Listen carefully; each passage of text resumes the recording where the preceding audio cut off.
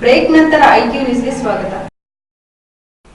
ತುಮಕೂರು ಕುಣಿಗಲ್ ತಾಲೂಕಿನ ಯಡಿಯೂರಿನಲ್ಲಿ ವಾಲ್ಮೀಕಿ ಭವನ, ಸಂತೆಮಾವತ್ತೂರು, ಗೊಲ್ಲರಹಟ್ಟಿ ಬಳಿ ಕೃಷ್ಣ ಭವನ ನಿರ್ಮಿಸಲು ಸ್ಥಳಾವಕಾಶವಿದ್ದು ತಹಸೀಲ್ದಾರ್ಗೆ ಸಂಬಂಧಪಟ್ಟ ನಿವೇಶನ ದಾಖಲಾತಿ ಒದಗಿಸುವಂತೆ ಜಿಲ್ಲಾ ಪಂಚಾಯಿತಿ ಸದಸ್ಯ ಅರುಣ್ ಕುಮಾರ್, ಶಾಸಕ ಡಿ ನಾಗರಾಜು ತಿಳಿಸಿದರು. ಕುಣಿಗಲ್ ಪಟ್ಟಣದ ಕಂದಾಯ ಭವನದಲ್ಲಿ ತಾಲೂಕು ಆಡಳಿತ ವತಿಯಿಂದ ಏರ್ಪಡಿಸಿದ್ದ ವಾಲ್ಮೀಕಿ ಜಯಂತಿ ಕಾರ್ಯಕ್ರಮದ ಅಧ್ಯಕ್ಷತೆ ವಹಿಸಿ ಮಾತನಾಡಿದ ಅವರು, ಕಾರ್ಯಕ್ರಮದಲ್ಲಿ ಕಳೆದ 1 ವರ್ಷದಿಂದ ವಾಲ್ಮೀಕಿ ಜಯಂತಿಗಾಗಿ ನಿವೇಶನ ನೀಡುವಂತೆ ಶಾಸಕರಲ್ಲಿ ಮನವಿ ಮಾಡುತ್ತಿದ್ದೇವೆ. ಈ ಬಾರಿಯಾದರೂ ನಿವೇಶನ ನೀಡುವಂತೆ ಮನವಿಯನ್ನು ಜಿಲ್ಲಾ ಪಂಚಾಯಿತಿ ಸದಸ್ಯ ಅರುಣ್ ಕುಮಾರ್ ಮಾಡಿದ ಹಿನ್ನೆಲೆಯಲ್ಲಿ ಶಾಸಕರು ಉತ್ತರಿಸಿದರು. ಹಲವಾರು ಜಯಂತಿಗಳು ಕೇವಲ ಈ ಸಂಬಂಧಪಟ್ಟ ಜನಾಂಗ ಮತ್ತು ಸರ್ಕಾರದ ಕಾರ್ಯಕ್ರಮವಾಗಿ ಅಧಿಕಾರಿಗಳ ಮಟ್ಟದಲ್ಲಿ ನಡೆದು ಅವು ಸಾರ್ವಜನಿಕ ಕಾರ್ಯಕ್ರಮಗಳಾಗಿ ರೂಪಿತವಾಗಿರುವುದರ ಜೊತೆಗೆ ವಾಲ್ಮೀಕಿಯ ರಾಮಾಯಣದಲ್ಲಿ ಬರುವ ಹಲವಾರು ಮಹಾಪುರುಷರ ತತ್ವ ಸಿದ್ಧಾಂತಗಳನ್ನು ತಮ್ಮ ಜೀವನದಲ್ಲಿ ಅಳವಡಿಸಿಕೊಳ್ಳುವುದು ಹಾಗೂ ಮಕ್ಕಳಿಗೆ ಅಂತಹ ಮಹಾತ್ಮರ ಕಥೆಯನ್ನು ಹೇಳುವ ಮುಖಾಂತರ ಅವರ ವ್ಯಕ್ತಿತ್ವವನ್ನು ಬೆಳೆಸಬೇಕು ಎಂದರು. ಕೂಡ ಉಚ್ಚಾರಣೆ ಮಾಡುವಂತದಕ್ಕೆ ಸಾಧ್ಯ ಅನ್ನುವಂಥದ್ದು ಆಗ್ತಿರ್ಲಿಲ್ಲ ಅನ್ನುವಂತ ಮಾತನ್ನ ಹೇಳ್ತಾರೆ. ಅಂತ ಸಂದರ್ಭದಲ್ಲಿ ಅವರನ್ನ ತಿದ್ದಿ ತೀಡಿ ಆ ರೀತಿಯ ಒಂದು ಪರಿವರ್ತನಾ ಘಟ್ಟಕ್ಕೆ ತಂದಂತಹ ವ್ಯಕ್ತಿ ಯಾರು ಅಂತ ಅಂದ್ರೆ ನಾವು ಕೆಲವೊಂದು ಸಂದರ್ಭದಲ್ಲಿ ಈಗ ಸಾಮಾನ್ಯವಾದಂತಹ ರೀತಿಯಲ್ಲಿ ಕಾಳಿದಾಸನ ವ್ಯಕ್ತಿತ್ವ ನಿರ್ಮಾಣದ ಹಿಂದೆ ಕೂಡ ಹಾಗೆ ಶಾರದಾದೇವಿ ಪ್ರತ್ಯಕ್ಷ ಆಗಿ ಆಕೆಯ ನಾಲಿಗೆ ಮೇಲೆ ಓಂಕಾರದ ಚಿಹ್ನೆ ಎನ್ನುವಂಥದ್ದು ಹಾಕಿದ ನಂತರ ಬದಲಾವಣೆ ಅಂತ ಅದು ಕೇಳುವಂಥದಕ್ಕೆ ರಂಜಕವಾದಂತಹ ರೀತಿಯಲ್ಲಿ ಇರುತ್ತೆ. ಆದ್ರೆ ನಾರದರು ಸಂಪೂರ್ಣವಾಗಿ ಇವರ ವ್ಯಕ್ತಿತ್ವ ಅನ್ನುವಂಥದ್ದನ್ನ ತಹಸೀಲ್ದಾರ್ ಕೆ ರಮೇಶ್ ಮಾತನಾಡಿ, ಬೇಟೆಗಾರನೊಬ್ಬ ಮಹಾಕವಿಯಾದ ರೀತಿ ನಮ್ಮಲ್ಲಿನ ಸಾಧನೆಗಳನ್ನು ಜಾಗೃತಿಗೊಳಿಸಿದರೆ ಸಾಧನೆಯ ಹಾದಿಯಲ್ಲಿ ಉನ್ನತ ಮಟ್ಟಕ್ಕೆ ಏರಲು ಸಾಧ್ಯ ಎಂದರು. ನಾಗಸಂದ್ರದ ಸರ್ಕಾರಿ ಪದವಿ ಪೂರ್ವ ಕಾಲೇಜಿನ ಪ್ರಾಂಶುಪಾಲರಾದ ವೈಎನ್ ರಾಮಣ್ಣ ವಾಲ್ಮೀಕಿ ವಿಚಾರವಾಗಿ ಉಪನ್ಯಾಸ ನಡೆಸಿದ್ರು. ನೀತಿಯ ಸ್ಥಾಪನೆ ಅಷ್ಟೇ ಅವನ ಗುರಿ. ಆ ಗುರಿಗೋಸ್ಕರವಾಗಿ ಅವನು ಶ್ರಮ ಪಟ್ಟ. ಚಾಡಿ ಹೇಳಿ ಯಾವ ಸಾಮ್ರಾಜ್ಯ ಆಳ್ಬೇಕ್ರಿ ಅವನು, ಇನ್ನು ಹೆಂಡತಿದಾರ, ನಾನು ಮಕ್ಕಳಿದಾರ, ಯಾವ ಆಸ್ತಿ ಮಾಡಬೇಕಾಗಿದೆ, ಎಲ್ಲಿ ಬೇಕು ಅಂದ್ರೆ ಅಲ್ಲಿ ಹೋಗಬಲ್ಲ, ಎಲ್ಲಿ ಬೇಕು ಅಂದ್ರೆ ಅಲ್ಲಿ ಬರಬಲ್ಲ. ಹಾಗೆ ಬರ್ತಾ ಬರ್ತಾ ಬರ್ತಾ ಬರ್ತಾ ಈ ಸಂದರ್ಭದಲ್ಲಿ ಇಒ ಮೋಹನ್ ಕುಮಾರ್, ತಾಲೂಕು ಪಂಚಾಯಿತಿ ಅಧ್ಯಕ್ಷೆ ಮೋಹನಾಂಬ, ಸಮಾಜ ಕಲ್ಯಾಣಾಧಿಕಾರಿ ಮಲ್ಲಿಕಾರ್ಜುನಯ್ಯ, ಅಶ್ವಥ್ ರಾಮಯ್ಯ, ತಾಲೂಕು ಪಂಚಾಯಿತಿ ಸದಸ್ಯ ಅಶ್ವಥ್, ಬಿಇಒ ಸಿದ್ದಯ್ಯ, ಅಕ್ಷರ ದಾಸೋಹ ಸಹಾಯಕ ನಿರ್ದೇಶಕ ಡಿ ಕೃಷ್ಣ, ಸಮಾಜ ಕಲ್ಯಾಣ ಇಲಾಖೆಯ ಉಮೇಶ್, ವಸಂತ್ ಕುಮಾರ್ ಸೇರಿದಂತೆ ಇತರರು ಹಾಜರಿದ್ದರು. Bureau report, ITV news, Kunigal. ವಿದ್ಯೆ ಮೂಲಕ ಸರ್ವಸ್ವವನ್ನು ಗಳಿಸಬಹುದು. ಮಕ್ಕಳ ವಿದ್ಯಾಭ್ಯಾಸದ ಉದ್ದೇಶಕ್ಕಾಗಿ ಎಲ್ಲ ಸಮುದಾಯಗಳಲ್ಲೂ ವಿದ್ಯಾರ್ಥಿನಿಗಳು ಸ್ಥಾಪನೆಯಾಗಬೇಕು ಎಂದು ತುಮಕೂರು ಮಧುಗಿರಿ ಶಾಸಕ ಕೆಎನ್ ರಾಜಣ್ಣ ಅಭಿಪ್ರಾಯಪಟ್ಟರು. ಮಧುಗಿರಿ ಪಟ್ಟಣದ ಗೌರಿಬಿದನೂರು ರಸ್ತೆಯ ಅಯ್ಯಪ್ಪ ಸ್ವಾಮಿ ದೇವಸ್ಥಾನದ ಸಮೀಪ ಹಿಂದೂ ಸಾದರ ಸಮುದಾಯದ ನೂತನ ವಿದ್ಯಾರ್ಥಿ ನಿಲಯ ಕಟ್ಟಡದ ಶಿಲಾನ್ಯಾಸ ನೆರವೇರಿಸಿ ನಂತರ ಎಂಎನ್ಕೆ ಸಮುದಾಯ ಭವನದಲ್ಲಿ ಸಮುದಾಯದ ಜನಪ್ರತಿನಿಧಿಗಳಿಗೆ ಏರ್ಪಡಿಸಿದ್ದ ಅಭಿನಂದನಾ ಸಮಾರಂಭದಲ್ಲಿ ಮಾತನಾಡಿದ ಅವರು, ಸಮುದಾಯದವರು ತಮ್ಮ ಮಕ್ಕಳಿಗೆ ಉತ್ತಮ ವಿದ್ಯಾಭ್ಯಾಸ ನೀಡಿ ಸಮಾಜದಲ್ಲಿ ಗೌರವಯುತವಾಗಿ ಜೀವಿಸುವ ವಾತಾವರಣ ನಿರ್ಮಿಸಬೇಕು. ಸಮುದಾಯದ ಮಕ್ಕಳ ವಿದ್ಯಾಭ್ಯಾಸದ ಉದ್ದೇಶಕ್ಕೆ ಯಾವುದೇ ಸಹಾಯ ನೀಡಲು ತಾವು ಸಿದ್ಧವಿದ್ದು, ಈಗಾಗಲೇ ವಿದ್ಯಾರ್ಥಿ ನಿಲಯಕ್ಕೆ ಶಾಸಕರ ನಿಧಿಯಿಂದ ಮತ್ತು ಸಂಸದರ ನಿಧಿಯಿಂದ 10 ಲಕ್ಷ ಬಿಡುಗಡೆ ಮಾಡಿದ್ದು, ಮುಂದಿನ ದಿನಗಳಲ್ಲಿ ನೆರವು ಮಾಡಲಾಗುವುದು. ಜನರು ಸರ್ಕಾರಕ್ಕೆ ನೀಡಿದ ತೆರಿಗೆ ಹಣವನ್ನು ವಿದ್ಯಾರ್ಥಿ ನಿಲಯಕ್ಕೆ ನೀಡಿದ್ದೇವೆ ಹೊರತು ಇದರಲ್ಲಿ ನಮ್ಮ ಕೊಡುಗೆ ಏನೂ ಇಲ್ಲ. ಸಮಾಜದ ಒಳಿತಿಗಾಗಿ ಸಮುದಾಯದ ಯುವಕರು ಜವಾಬ್ದಾರಿ ವಹಿಸಿಕೊಳ್ಳುತ್ತಿರುವುದು ಒಳ್ಳೆಯ ಬೆಳವಣಿಗೆ. ಸಂಘಟಿತರಾದಾಗ ಮಾತ್ರ ಶಕ್ತಿ ಬರುತ್ತದೆ ಮತ್ತು ಎಲ್ಲ ರಾಜಕಾರಣಿಗಳಿಗೂ ತಮ್ಮ ಮಾತು ಕೇಳುತ್ತಾರೆ ಎಂದರು. ಚುನಾಯಿತ ಪ್ರತಿನಿಧಿಗಳು ತಮ್ಮ ಜವಾಬ್ದಾರಿಯನ್ನು ಸಮರ್ಪಕವಾಗಿ ನಿರ್ವಹಿಸಬೇಕು. ಸರ್ಕಾರದ ಸೌಲಭ್ಯಗಳನ್ನು ಮತದಾರರಿಗೆ ತಲುಪಿಸುವ ಕೆಲಸವನ್ನು ಎಲ್ಲಾ ಜನಪ್ರತಿನಿಧಿಗಳು ಪ್ರಾಮಾಣಿಕವಾಗಿ ರೂಢಿಸಿಕೊಳ್ಳಬೇಕು ಎಂದು ಸಲಹೆ ನೀಡಿದರು. ರಾಜಕೀಯ ಶಕ್ತಿಯಿಂದ ಮಾತ್ರ ಎಲ್ಲವನ್ನು ಪಡೆಯಬಹುದು. ಸಮುದಾಯದ ಎಲ್ಲರೂ ಒಟ್ಟಾಗಿ ಶ್ರಮಿಸಿದಾಗ ಮಾತ್ರ ಅಭಿವೃದ್ಧಿ ಸಾಧ್ಯ. ಶಾಸಕ ಕೆಎನ್ ರಾಜಣ್ಣನವರು ಎಲ್ಲಾ ಸಮುದಾಯಗಳನ್ನು ಒಟ್ಟಾಗಿ ತೆಗೆದುಕೊಂಡು ಹೋಗುತ್ತಿದ್ದು, ಹಿಂದುಳಿದ ವರ್ಗಗಳ ನಾಯಕರಾಗಿ ಹೊರಹೊಮ್ಮುತ್ತಿದ್ದಾರೆ ಎಂದು ಮೆಚ್ಚುಗೆ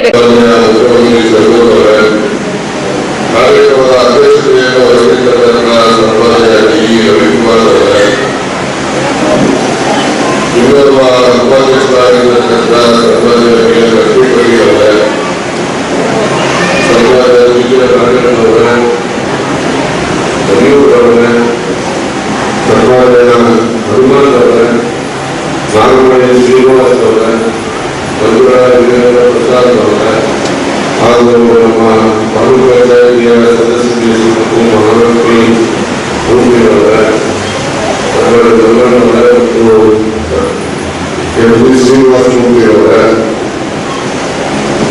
ನಮ್ಮ ನಾವು ಅಧ್ಯಕ್ಷರಾಗಿರ್ತಕ್ಕಂಥ ಸಂಪಾದನೆ ಚಂದ್ರಶೇಖರ್ ಅವರ ಇನ್ನೋರ್ವ ಆತ್ಮೀಯರಾಗಿರ್ತಕ್ಕಂಥ ಕೆ.ಡಿ. ಬಲರಾಮ್ ಅವರ ಸಮಾಜ ಕಲ್ಯಾಣ ಅವರ ದರ್ಶನಮೂರ್ತಿ ಅವರ ಉದ್ಯೋಗಾತ್ಮ ಅವರ ಮತ್ತು ವೆಂಕಟೇಶ್ವರ ಅವರ ಈ ಒಂದು ವೇದಿಕೆಯ ವಿಭಾಗ ಆಸೆಗಾರಿರ್ತಕ್ಕಂಥ ನನ್ನೆಲ್ಲ ಹಿರಿಯ ಆತ್ಮೀಯರೇ ಮತ್ತು ವೇದಿಕೆಯ ತುಂಬಾ ಆಸಕ್ತರಾಗಿರ್ತಕ್ಕಂಥ ಸಮಾಜದ ಎಲ್ಲ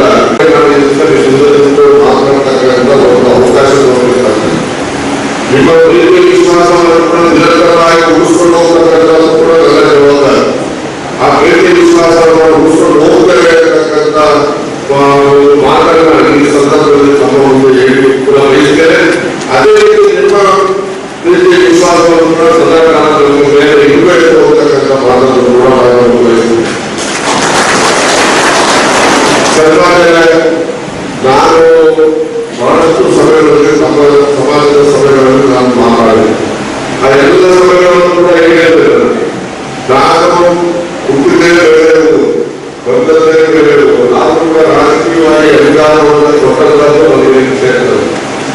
ಮಧುಗಿರಿ ಕ್ಷೇತ್ರದ ವಿಶೇಷವಾಗಿ ಸಮುದಾಯದ ಎಲ್ಲ ಹಿಂದುಳಿದ ಸಮುದಾಯ ಇರಬಹುದು, ಮತ್ತೆ ಮುಂದುವರೆದ ಸಮುದಾಯದಲ್ಲಿರ್ತಕ್ಕಂಥ ಬಹುತೇಕ ಅಲ್ಲಿನ ಬಡವರಿಂದ ಅವರ ಪ್ರೀತಿ ವಿಶ್ವಾಸ ಆಶೀರ್ವಾದವು ಕೂಡ ನಮ್ಮ ಮೇಲೆ ಇದೆ ಇರ್ತಕ್ಕಂಥ ಒಂದು ಮಾತನ್ನು ಕೂಡ ಈ ಸಂದರ್ಭದಲ್ಲಿ ನಾನು ವ್ಯಕ್ತ ಮಾಡ್ತೇನೆ.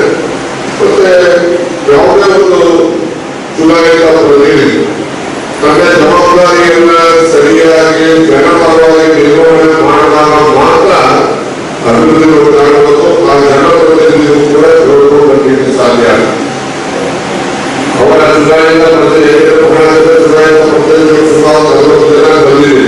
ಈ ಕಾರ್ಯಕ್ರಮದಲ್ಲಿ ಸಮುದಾಯದ ಕೇಂದ್ರ ಸಂಘದ ಅಧ್ಯಕ್ಷ ರವಿಕುಮಾರ್, ಪುರಸಭೆ ಮಾಜಿ ಅಧ್ಯಕ್ಷ ನಂಜುಂಡರಾಜು, ತಾಲೂಕು ಅಧ್ಯಕ್ಷ ನರಸಿಂಹಮೂರ್ತಿ, ಉಪಾಧ್ಯಕ್ಷ ಶ್ರೀನಿವಾಸ ಮೂರ್ತಿ, ತಾಮೂಲ್ ಅಧ್ಯಕ್ಷ ಕೊಡದವಾಡಿ ಚಂದ್ರಶೇಖರ್, ಜಿಲ್ಲಾ ಪಂಚಾಯಿತಿ ಮಾಜಿ ಅಧ್ಯಕ್ಷ ರಾಜಣ್ಣ, ಸದಸ್ಯೆ ಮಂಜುಳಾ, ವೀರೇಂದ್ರ ಪ್ರಸಾದ್, ಪುರಸಭೆ ಸದಸ್ಯ ಮಹಮ್ಮದ್ ಆಯೂಬ್, ಮಾಜಿ ಅಧ್ಯಕ್ಷ ಗಂಗಣ್ಣ, ಚಿಕ್ಕಮಾಲೂರು ಗ್ರಾಮ ಪಂಚಾಯಿತಿ ಅಧ್ಯಕ್ಷ ಭಾಸ್ಕರ್, ಎಪಿಎಂಸಿ ಅಧ್ಯಕ್ಷ ಕೃಷ್ಣಾರೆಡ್ಡಿ, ಎಂಕೆ ಕಿಶೋರ್ ಮತ್ತು ಸಮುದಾಯದ ಗಣ್ಯರು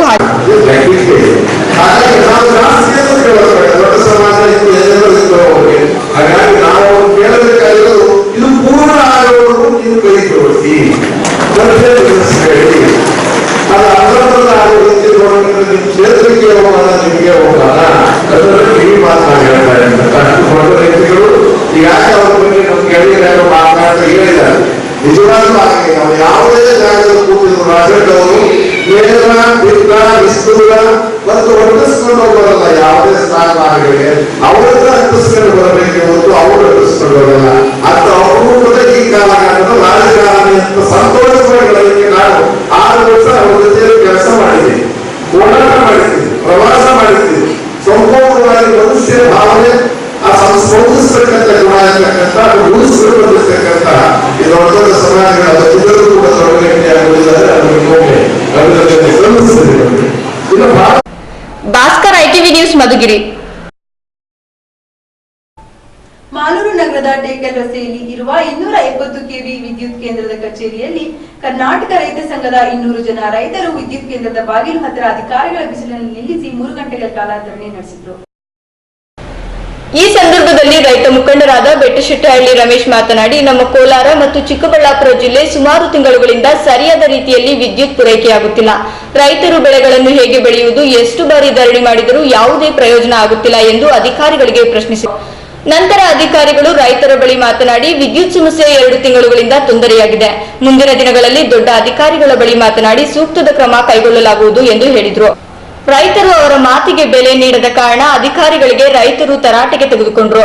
ರೈತರ ಪ್ರಶ್ನೆಗಳಿಗೆ ಅಧಿಕಾರಿಗಳು ಸರಿಯಾದ ರೀತಿಯಲ್ಲಿ ಉತ್ತರಿಸಲಿಲ್ಲವೆಂದು ರೈತರು ಆಕ್ರೋಶವನ್ನು ವ್ಯಕ್ತಪಡಿಸಿದರು.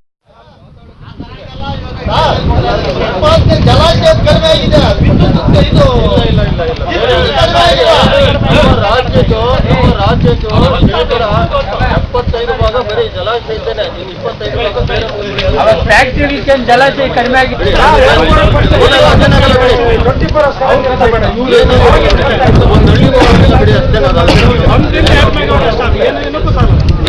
ಮೈಸೂರು ಚಿತ್ರದುರ್ಗ ಈ ಕಡೆ ಇದಿಲ್ಲ, ಆ ಕಡೆ ನೀರಾವರಿ ಪ್ರದೇಶಗಳು ಈ ಕಡೆ ಬರ್ತಾವ, ಹಾಸನ ಮಂಡ್ಯ ಮೈಸೂರು ಈ ಕಡೆ ಬರ್ತಾವ ನೀರಾವರಿ ಪ್ರದೇಶಗಳು, ಆ ಕಡೆ ತುಂಬಾ ಉಪಯೋಗಿಸ್ತಾರೆ ವಿದ್ಯುತ್ ಅನ್ನ. ಆ ಕಡೆ ವಿದ್ಯುತ್ ಕೊರತೆ ಇಲ್ಲ, ನಾವು ತುಂಬಾ ಕಡಿಮೆ ಉಪಯೋಗಿಸ್ತೀವಿ, ಅತಿ ಕಡಿಮೆ ಅಂದ್ರೆ ಅತಿ ಕಡಿಮೆ ಉಪಯೋಗಿಸ್ತೀವಿ, ನಮ್ಗೆ ವಿದ್ಯುತ್ ಕೊರತೆ ಇದೆ. ಅವಾಗ ಎಲ್ಲಾ ಜಿಲ್ಲೆಗಳು ಒಂದೇ ರೀತಿ ಹಂಗೆ ಆಗ್ತದ? ಇಲ್ಲ, ಅಲ್ಲಿ ಅವ್ರದ್ದು ಡಿಮ್ಯಾಂಡ್ ಏನಿದೆ ಅದ್ರ ಪ್ರಕಾರ ಅವ್ರಿಗೆ ಅಲೋಕೇಶನ್ ಇದೆ. ನಮ್ಮ ಡಿಮ್ಯಾಂಡ್ ಲೋಡ್ ಶೆಡ್ಡಿಂಗ್ ಅಲ್ಲೇ ಇದೆ ರಮೇಶ್, ಲೋಡ್ ಶೆಡ್ಡಿಂಗ್ ಅಲ್ಲೇ ಇದೆ. ಎಲ್ಲಾ ಕಡೆ ಲೋಡ್ ಶೆಡ್ಡಿಂಗ್ ಇದೆ ಅಂತ ಹೇಳ್ತಾ ಇದ್ದಾರೆ ನೀವು. ಬಟ್ ಅವ್ರಿಗೆ ಯಾಕೆ ಡಿಮ್ಯಾಂಡ್ ಇಲ್ಲ, ನಮ್ಗೆ ಯಾಕೆ ಡಿಮ್ಯಾಂಡ್ ಇದೆ? ಅವ್ರಿಗೆ ಯಾಕೆ ಡಿಮ್ಯಾಂಡ್ ಇಲ್ಲ, ನಮ್ಗೆ ಯಾಕೆ ಡಿಮ್ಯಾಂಡ್ ಇದೆ? ಅಲ್ಲ, ನೀವು ಹೇಳೋದ್ರಲ್ಲಿ ಖಂಡಿತ ಇದೆ. ನಾನು ಅರ್ಥ ಮಾಡ್ಕೊಳ್ತಾ ಇದ್ದೀನಿ. ಕುಡಿಯ ನೀರು ಮತ್ತೆ ಇಲ್ಲಿ ನೀರಾವರಿ ಪಂಪ್ಗೆ ಹೆಚ್ಚಿನ ಆದ್ಯತೆ ಇಲ್ಲಿ ಖಂಡಿತ ಕೊಡ್ಲೇಬೇಕಾಗುತ್ತೆ. ಇದು ಪ್ರತಿ ಒಂದು ಬಾರಿ ನಾನು ಮೀಟಿಂಗ್ ಮಾಡಿದಾಗಲೂ ಕೂಡ, ಪ್ರತಿ ಒಂದು ಎಜುಕೇಶನ್ ಆದಾಗಲೂ ಕೂಡ ಪ್ರತಿಯೊಂದು ಸತಿ ನಾನು ನಿಮ್ದು ಆದ ತಕ್ಷಣ ನಾನು ಸುಮ್ಮನೆ ಇಲ್ಲಿ ಇರೋದಿಲ್ಲ. ಖಂಡಿತವಾಗಿ ನಾನು ಮೇಲಧಿಕಾರಿಗಳಿಗೆ ಮತ್ತೆ ಇನ್ನೊಬ್ಬರು ಮೇಲಧಿಕಾರಿ ಹೋಗ್ಬಿಟ್ಟು ನಮ್ಮ ರಿಪೋರ್ಟ್ ಕೊಟ್ಟು ನಾನು ಈ ರೀತಿ ಇದೆ ಸರ್, ದಯವಿಟ್ಟು ಕೋಲಾರ ಜಿಲ್ಲೆಗೆ ಪ್ರಾತಿನಿಧ್ಯ ಕುರಿತು ನಾನು ಪ್ರತಿ ಹಂತದಲ್ಲೂ ನಾನು ಮನವಿ ಮಾಡ್ತಾ ಇದ್ದೀನಿ. ಅದರಲ್ಲಿ ನಾನು ಕೇಳೋದು ಒಂದೇ ಒಂದು ಕ್ವಶನ್, ಇಂಡಸ್ಟ್ರಿಯಲ್ ಕಮ್ಮಿ ಮಾಡ್ರಿ, ಯಾಕೆ ಕಡಿಮೆ ಮಾಡ್ತಾ ಇಲ್ಲ? ಅವ್ರು ಕೊಡೋ ದುಡ್ಡು ಎಷ್ಟು, ನಾವೆಷ್ಟು ಕೊಡೋದು? ನೀವು ಇದನ್ನ ಮನವಿಯಾಗಿ ಹೇಳ್ತಾ ಇದ್ದೀರಿ, ಖಂಡಿತವಾಗಿ ನಿಮ್ಮ ಮನವಿಯನ್ನು ಇಲ್ವಾ? ಇಲ್ಲ, ನಮಗಿಲ್ಲ. ಏನಿದ್ರು ಮೇಲಿನವ್ರಿಗೆ ನಾವು ಕಳಿಸ್ಕೊಡ್ತೇವೆ, ಮೇಲಿಂದ ಡಿಸಿಷನ್ ಆಗಬೇಕು. Policy matter, government policy matter ಎಲ್ಲ. ನಮ್ಮ ಇಡೀ ಕರ್ನಾಟಕದ ಬಗ್ಗೆ ಮಾತಾಡ್ತಾ ಇಲ್ಲ. ಕೆಜಿಎಫ್ನ ಮುಖ್ಯ ವಿದ್ಯುತ್ ಅಧಿಕಾರಿಗಳು ಬರುವವರೆಗೂ ಯಾವುದೇ ರೀತಿಯಲ್ಲಿ ರೈತರ ಹೋರಾಟವನ್ನು ಕೈಬಿಟ್ಟಿಲ್ಲ. ನಂತರ ಅಧಿಕಾರಿಗಳು ಸ್ಥಳಕ್ಕೆ ಬಂದ ನಂತರ ರೈತರಲ್ಲಿ ಮಾತನಾಡಿದ ಅವರು, ಕೇಂದ್ರದಲ್ಲಿ ವಿದ್ಯುತ್ ಸಮಸ್ಯೆ ಬಹಳಷ್ಟು ಕಡಿಮೆಯಾಗಿದೆ. ಆದ್ದರಿಂದ ಕೋಲಾರ ಮತ್ತು ಚಿಕ್ಕಬಳ್ಳಾಪುರ ಜಿಲ್ಲೆಗಳಿಗೆ ವಿದ್ಯುತ್ ಸಮಸ್ಯೆ ಆಗುತ್ತಿದೆ. ಆದ್ದರಿಂದ ಇಂದು ನಮ್ಮ ಮೇಲಿನ ಅಧಿಕಾರಿಗಳ ಜೊತೆ ಫೋನ್ ಮೂಲಕ ಮಾತನಾಡಿ 60ರಿಂದ 80 ಮೆಗಾವಾಟ್ ರೈಸ್ ಆಗಿದೆ. ಇನ್ನು ಮೇಲೆ ನಮಗೇನು ರಾತ್ರಿ ಟೈಮು 3 ಅವರ್, ಬೆಳಗ್ಗೆ ಟೈಮು 2 ಅವರ್ ಕೊಡ್ತಾ ಇದ್ರು, ಅದನ್ನ ರಾತ್ರಿ ಟೈಮ್ 4 ಅವರ್, ಬೆಳಗ್ಗೆ ಟೈಮ್ 2 ಅವರ್ ಮಾಡಿದ್ರೆ 1 ಅವರ್ ರೈಸ್ ಕೊಡಂಗೆ. ಅದನ್ನ ಆ 4 ಅವರ್ನ ಕಂಟಿನ್ಯೂಸ್ ಆಗಿ ರಾತ್ರಿ ಟೈಮೇ ಕೊಡಂಗಿಲ್ಲ, ಶಿಫ್ಟ್. ಅದು ನಮ್ಮ ಸಾಹೇಬ್ರು ಒಪ್ಕೊಂಡಿದ್ದಾರೆ, ನಮ್ಮ ಸಾಹೇಬ್ರ ಗಮನದಲ್ಲಿ ಇರ್ಬೇಕು. ಅದು ಶಿಫ್ಟ್ 1 ವಾರ ಹಿಂಗೆ 1 ವಾರ ಹಂಗೆ ಶಿಫ್ಟ್ ಕೊಡೋತಾರಂತ ಒಪ್ಕೊಂಡಿದ್ದಾರೆ. ಬಟ್ ಅದನ್ನ ಕಂಟಿನ್ಯೂಸ್ ಆಗಿ ಎಲ್ಲಿ ಕಟ್ ಆಗ್ದಿರಾ, ಏನು 15 ನಿಮಿಷಕ್ಕೆ ಒಂದ್ಸಲ ಕಟ್ ಆಗ್ತಾ ಇತ್ತು, ಅದು ಕಟ್ ಆಗ್ದಿರ ಕೊಡ್ತೀರಿ ಅಂತ ಅವ್ರು ಒಪ್ಕೊಂಡಿದ್ದಾರೆ. ಆಮೇಲೆ ಏನ್ ನಿರಂತರ ಜ್ಯೋತಿ ಲೈಟಿಂಗ್ಸ್ ಇದೆ ಊರು ಕರೆಂಟ್ಗೆ, ಅದು ಪರಿಸ್ಥಿತಿ ಏನು ಸರ್? ಅದು ನಿರಂತರ ಜ್ಯೋತಿದು ಈಗ ಇಂದಿನಿಂದ ಬೆಳಗ್ಗೆಯಿಂದ ರಾತ್ರಿಯವರೆಗೂ 5 ಗಂಟೆಗಳ ಕಾಲ ವಿದ್ಯುತ್ ನೀಡುವುದಾಗಿ ಹೇಳಿದ್ರು. ನಂತರ ಯಾವುದೇ ಕಾರಣಕ್ಕೂ ವಿದ್ಯುತ್ ತೊಂದರೆ ಆಗುವುದಿಲ್ಲ, ಸರಿಯಾದ ಸಮಯಕ್ಕೆ ರೈತರಿಗೆ ವಿದ್ಯುತ್ ನೀಡುವುದಾಗಿ ತಿಳಿಸಿದ ನಂತರ ರೈತರು ಧರಣಿಯನ್ನು ಹಿಂದೆ ತೆಗೆದುಕೊಂಡ್ರು. ಈ ಸಂದರ್ಭದಲ್ಲಿ ಹನುಮಂತ್, ದೇವರಾಜ್, ಮಾಸ್ತಿ ಸುರೇಶ್, ಅಮರೇಶ್, ರಾಜೇಶ್ ಇನ್ನು ಮುಂತಾದವರು ಭಾಗವಹಿಸಿದ್ದರು. ಕ್ಯಾಮರಾಮನ್ ಪ್ರವೀಣ್ ಜೊತೆ ಪಿಎನ್ ದಾಸ್, ಐಟಿವಿ ನ್ಯೂಸ್, ಮಾಲೂರು. ಶಾಶ್ವತ ನೀರಾವರಿ ಹೋರಾಟಕ್ಕೆ ಬೃಹತ್ ಪಾದಯಾತ್ರೆ ಕಾರ್ಯಕ್ರಮ ಪ್ರಸಾರವಾಗಲಿದೆ, ತಪ್ಪದೇ ವೀಕ್ಷಿಸಿ. ಇದಿಷ್ಟು ಇವತ್ತಿನ ಸುದ್ದಿಗಳು. ಈಗ ಮತ್ತೊಮ್ಮೆ ಹೆಡ್ಲೈನ್ಸ್. ವಂದನೆಗಳೊಂದಿಗೆ ನಾನು ರೋಜಾ. ಐಟಿವಿ, ಇದು ಸತ್ಯಕ್ಕೆ ಪ್ರತಿಬಿಂಬ. ನೀರಾವರಿ ಹೋರಾಟಕ್ಕೆ ಬೃಹತ್ ಪಾದಯಾತ್ರೆ, ಸ್ವತಂತ್ರ ಹೋರಾಟಗಾರ ದೊರೆಸ್ವಾಮಿ ಅವರಿಂದ ಚಾಲನೆ. ಪಾದಯಾತ್ರೆಯಲ್ಲಿ ಕಾಣಿಸಿಕೊಂಡ ಜನಸ್ತೋಮ.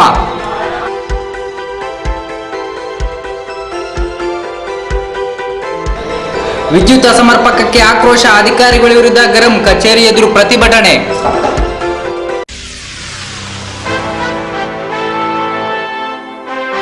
ಶಿಕ್ಷಣದಿಂದ ಬದಲಾವಣೆ ಸಾಧ್ಯ, ಅದುವೇ ಆಧುನಿಕಕ್ಕೆ ಆಧಾರ, ಶಾಸಕ ಪಿಳ್ಳಮನ್ ಶಾಮಪ್ಪ.